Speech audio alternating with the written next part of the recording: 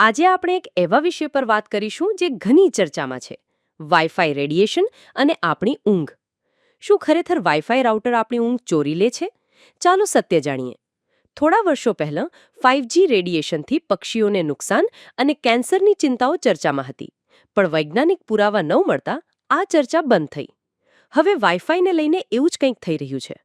લોકો કહે છે કે વાઈફાઈનું રેડિયેશન ઊંઘની પેટર્ન બગાડે છે, અનિદ્રાનું કારણ બને છે અને દિમાગની ગતિવિધિ વધારે છે. પણ શું આ સાચું છે?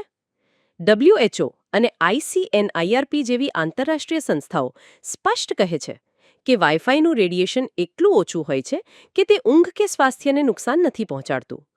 ઊંઘ ન આવવાનું મુખ્ય કારણ છે સ્માર્ટફોન અને લેપટોપનો અતિરેક ઉપયોગ.